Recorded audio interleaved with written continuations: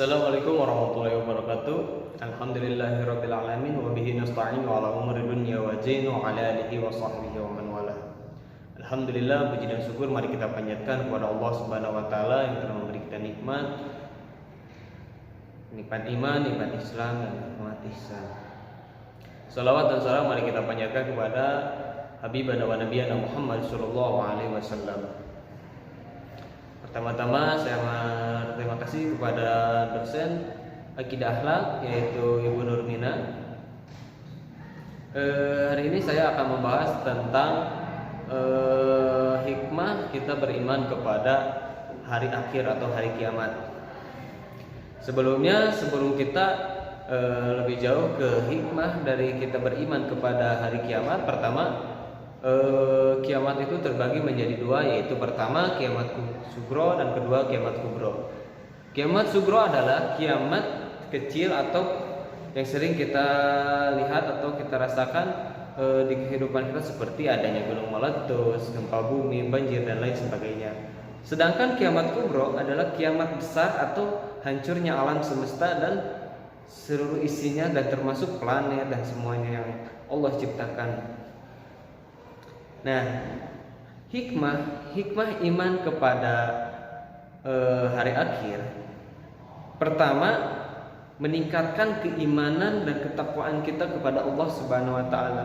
Kita menjadi semakin takut dengan adanya Allah Subhanahu wa taala dan kita menjalankan perintahannya dan menjauhi larangannya.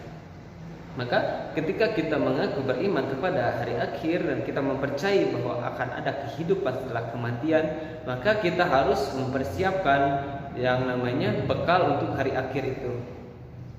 Nah, selain meningkatkan keimanan dan ketakwaan kita, maka kita juga menjadi semakin takut untuk berbuat kesalahan. Karena dengan kita membuat kesalahan, berarti kita tidak beriman kepada hari akhir, karena kita masih akrab dengan adanya hal-hal keburukan. Dan adapun kita semakin memperbanyak amal soleh seperti bersedekah dan lain sebagainya. Nah, maka dari itu kita harus mengimani dengan adanya kiamat, atau kiamat itu dari rukun iman yang kelima.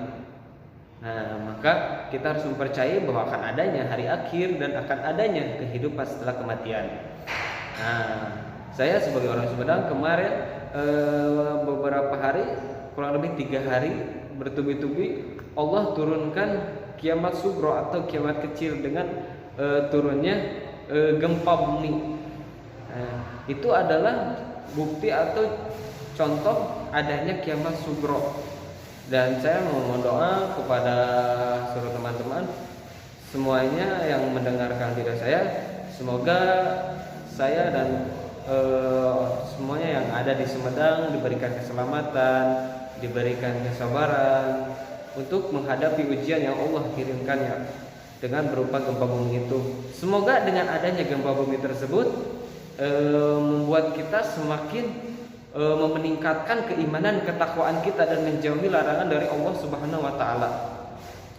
Maka banyak bukti bahwa bukan hanya di Sumedang saja yang terjadi gempa bumi, seperti adanya gempa bumi di Pangandaran. Semoga Allah juga menjaga saudara-saudara kita yang ada di Pangandaran. Dan juga kemarin di hari Rabu juga terjadi gempa bumi pada pukul jam 8 kurang 4 menit di daerah Banten. Semoga Allah menjaga juga saudara-saudara kita yang seiman dan seislam dalam musibah gempa bumi. Nah, kita dengan semakin meningkatkan keimanan ketakwaan kita dengan datangnya kiamat sugro, karena kalau sudah kiamat kubro, maka mungkin kita tidak akan sempat untuk bertaubat, karena dari berbanyaknya ciri-ciri datangnya hari akhir atau hari kiamat, bahwa banyak sekali seperti diangkatnya Al-Quran dari mushaf atau buku ya. Maka nanti ketika akhir zaman, semua tulisan Arab yang ada dalam Al-Quran itu diangkat oleh Allah Subhanahu wa taala. Maka ketika hari itu, maka ampunan atau taubat kita tidak akan diterima lagi oleh Allah Subhanahu wa taala.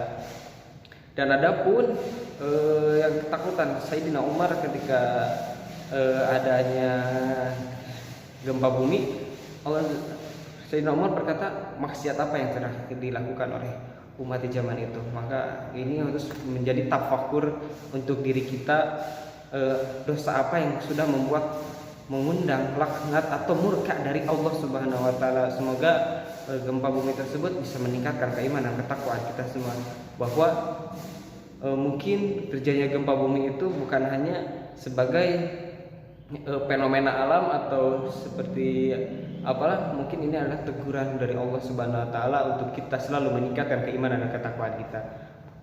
Mungkin segitu saja dari saya. Wabillahi taufiq wal hidayah. Wassalamualaikum warahmatullahi wabarakatuh.